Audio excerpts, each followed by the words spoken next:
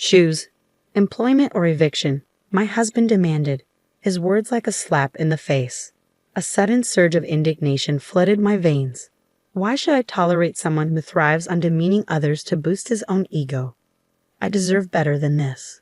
My name is Melissa. At 36, I navigate the realms of both work and homemaking. As a freelance illustrator, I craft my art from the comfort of home. Art has always been my passion, leading me through art college and into the workforce at a design firm. But at 30, I took the leap into independence, craving the freedom to express myself on my own terms. Back then, I embraced singlehood, believing I could sculpt my life as I pleased. Then Daniel entered the picture, introduced to me by a mutual acquaintance. We clicked, married swiftly, and formalized our union a year later. Daniel's job as a salesman for a company with branches scattered nationwide kept him constantly on the move. With his demanding schedule, he suggested I take on the role of a housewife, prompting me to temporarily set aside my career as an illustrator. It made sense. Someone had to tend to the household while he juggled long hours and frequent travels. I viewed it as a mutual support system, an essential part of our marriage. While I didn't mind putting my career on hold, I believed I could always pick up where I left off once things settled down, all while pursuing further studies. Despite the adjustments, our love remained strong, grounded in trust and understanding. We shared a bond that weathered the challenges of distance and busy schedules. However, life had a surprise in store for us. Daniel received a promotion to lead a new sales office, signaling an end to the constant transfers. It was a significant milestone, commonly referred to as a promotion. With my new position came the promise of stability. We wouldn't be uprooted anytime soon, allowing us to establish roots in one city at last.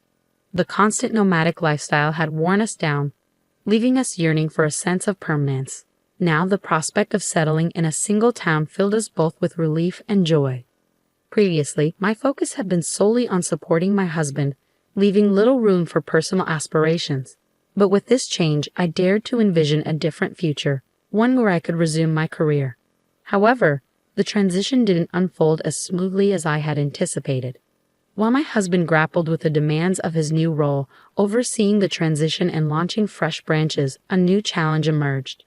The soaring cost of living in our new city exceeded our expectations. Surviving on my husband's income was a tightrope act we managed, but just barely. Unfortunately, his company didn't extend any help with housing costs, leaving us to foot the bill entirely on our own. Despite our desire to save for the future, his paycheck barely covered our basic expenses.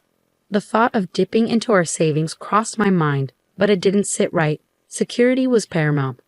So I broached the subject with my husband, asking if it would be feasible for me to work as well, provided I still maintained the household. His response was hesitant, eventually conceding with a cautious agreement, albeit with a caveat to prioritize homemaking. Though his words struck a discordant note, I attributed it to the upheaval of our changing circumstances. After all, I've always supported him wholeheartedly as a housewife. I chose not to dwell on the unease lingering beneath the surface. As I ventured back into the workforce, thrilled to have found a job I truly enjoyed, I noticed a troubling shift in my husband's demeanor. Gone was the supportive partner I once knew, replaced by someone critical and discontented. "What's the deal with this dinner?" he grumbled one evening, eyeing the spread of roast chicken, themed vegetables, chowder, and fruit with disdain. "This food sucks. Why are you cutting corners when you're home all day?" His sudden nitpicking caught me off guard. It was a behavior he'd never exhibited before. "This food is like hospital meals. It's not building up any strength," he continued, his criticism relentless. Feeling defensive, I explained, "That's not true. I found some deals on ingredients, so I made a main dish and a side. You like hearing that?" His response was a shout of frustration. "What are you saying? My salary is too low." I couldn't understand his reaction. My return to work was supposed to bring fulfillment and a sense of contribution, not discord within our household. His sudden outburst left me reeling, stunned by the venom in his words. Why was he twisting my intentions like this? His anger rendered me speechless. "Do you have any idea how hard I work to support you?" he snapped, his frustration palpable. "Just when I get promoted and things are looking up, don't mess it up by doing something unnecessary."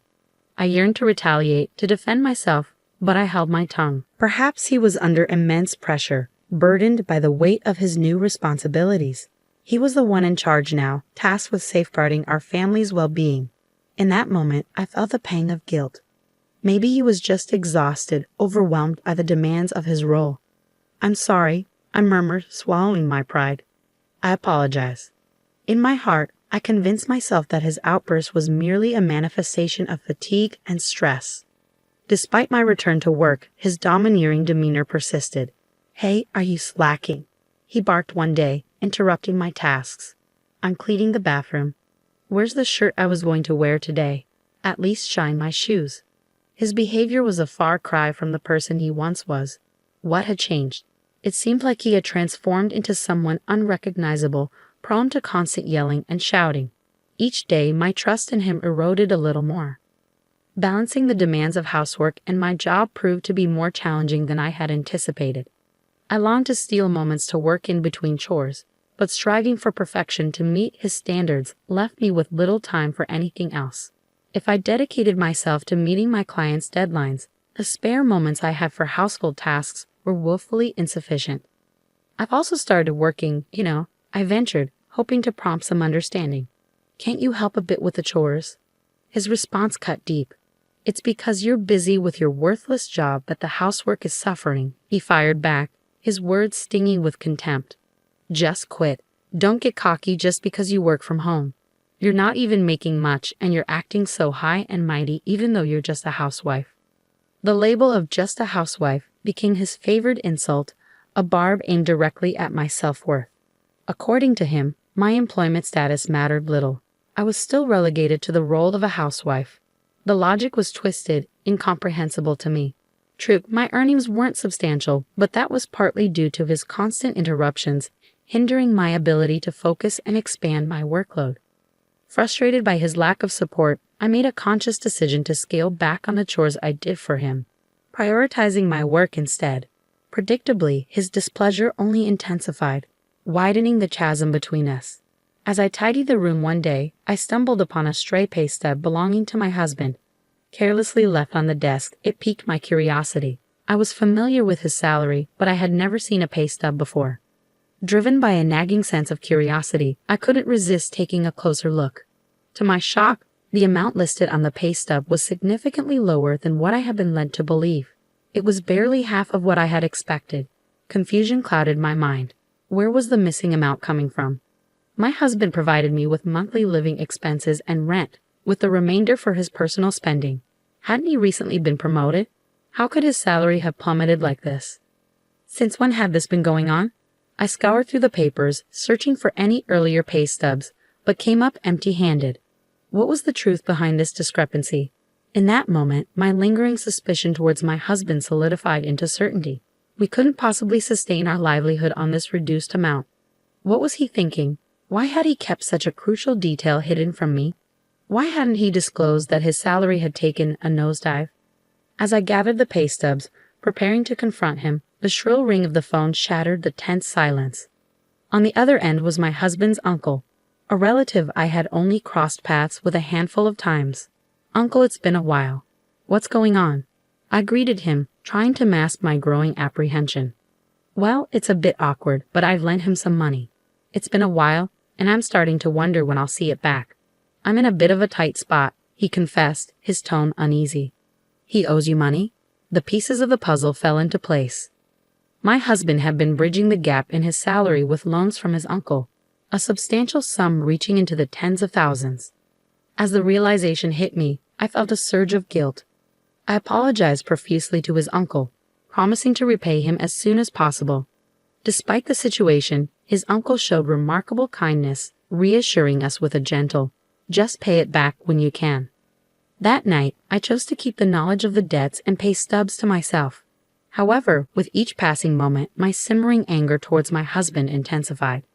His constant belittlement, the exploitation of my efforts around the house, and the interference with my work had worn me thin, and that night was no exception. As he continued his barrage of criticism, his words stung with familiar disdain. "When will you ever get good at household chores?" he chided, his tone dripping with contempt. "The food's terrible, the entryway's a mess. What have you been doing at home?" "Another useless job, I bet," Being a housewife must be easy. His relentless tirade only fueled the flames of resentment burning within me. Doesn't he realize the contradiction in his words? I fulfill the same household duties as anyone else. If you're unhappy, why don't you take over? You've been coming home on time lately. You're capable, I countered, refusing to yield. But my defiance only seemed to stoke his anger. With a forceful slam of his fist on the table, he snapped. Since when did you become so mouthy? Don't overstep, you waste of money.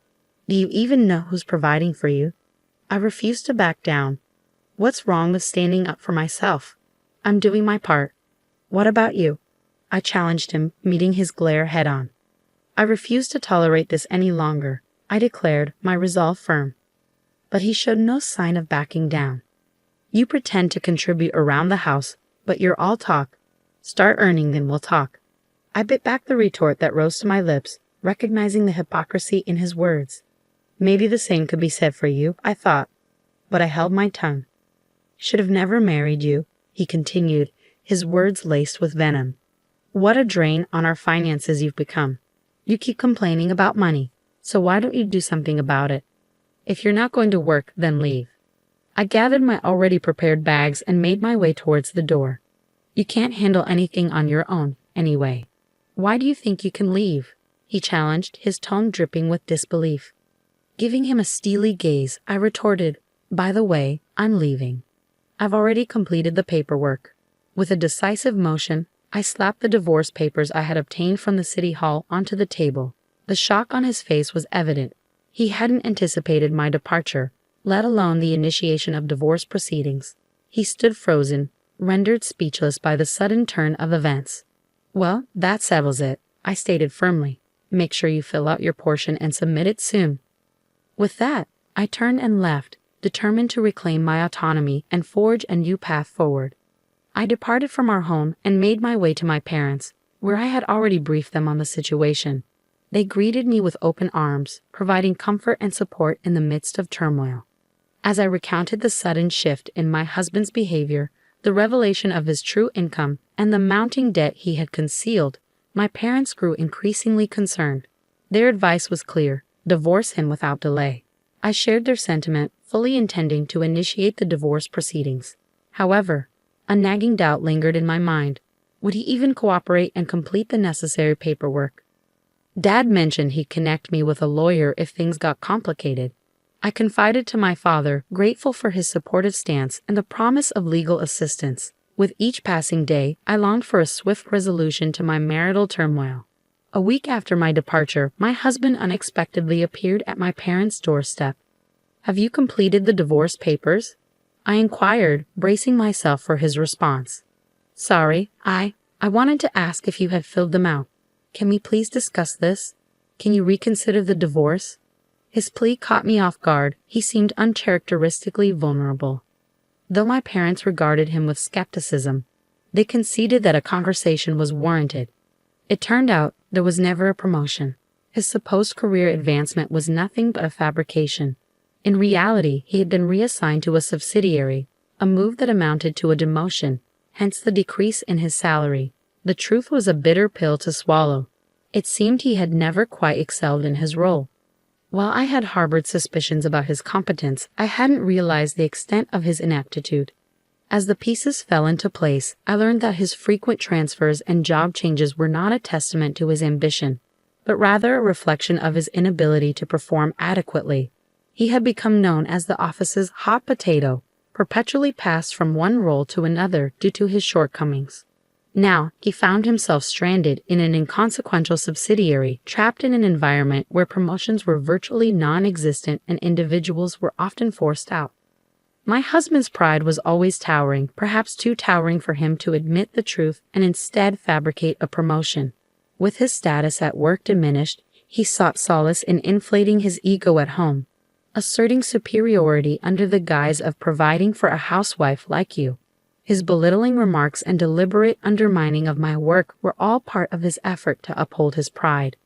It took your absence for me to realize how much you were earning before you left, he remarked, a veiled attempt to salvage his wounded ego. I strategically left a copy of my bank statement in his room. Despite earning less than him, my income was still significant enough to support our lifestyle. I realize I need you, I confessed, acknowledging the practical realities of our situation. I can't manage the rent alone. But together, I believe we can overcome these challenges. Let's give our relationship another chance. I want to build a future with you, one without causing each other pain. His eyes welled up with tears at my heartfelt plea, but I remained resolute. If you're struggling with rent, then perhaps it's best for you to find a more affordable place on your own, I suggested bluntly. And what about your uncle's debt? You need to address that too. His shock at my knowledge of his debts betrayed his ongoing attempts to conceal his financial burdens and start afresh. Some people simply refuse to face reality. I understand you were trying to make ends meet by borrowing from your uncle, but if we're considering a fresh start, shouldn't honesty be our foundation? I questioned, my tone laced with disappointment. Your deception has shaken my trust in you. I can't fathom entrusting our daughter's care to someone who hides such significant debts from her own family. How were you planning to address the debt without her knowledge? My husband remained silent, his expression betraying a mixture of guilt and apprehension. Undeterred, I pressed on. If you refuse to agree to the divorce, I'll have no choice but to involve a lawyer, I declared firmly. Your hurtful comments alone provide sufficient grounds for divorce, and I have the evidence to prove it, so be prepared. It appeared my husband had resigned himself to our fate as he retrieved the divorce papers from his bag. I've made irreparable mistakes. It's too late now. We're strangers, he admitted somberly. Accepting the papers, I noted our sparse shared assets, a modest savings that we divided between us. With that settled, we vacated the apartment we once shared as a couple. I later learned that my husband had decided to leave his job. The news of our impending divorce had spread through his workplace, exacerbating an already uncomfortable environment. He confided in me that he was now working part-time, gradually repaying his debt to his uncle. Following the divorce, he persisted in reaching out to me multiple times. I want to rebuild what we had. Nothing's been the same since we parted ways. I've come to realize you were the only one in my corner. Can we try again? His relentless pleas for reconciliation began to unsettle me, prompting me to change my phone number. If only he had set aside his pride and been forthright from the start, perhaps we could have found common ground as a couple. However, I refused to overlook his abusive behavior, and any remnants of love have long since dissipated. With a heavy heart, I silently distanced myself from him, choosing to walk away for good. Following the divorce, I wholeheartedly threw myself back into my career as an illustrator. Though the workload is demanding, each day brims with a sense of purpose and fulfillment. As a newly liberated individual, I'm met with the promise of a radiant future. Surprisingly, my profession has become my most devoted companion. Who could have foreseen that a single moment of courage and determination would wield such transformative power over my life? This is my one and only chance at existence, and I'm resolved to seize each day with unwavering determination and without a shred of regret. Lost in contemplation, I tore my gaze away from the computer screen, allowing my thoughts to drift as I gazed out the window.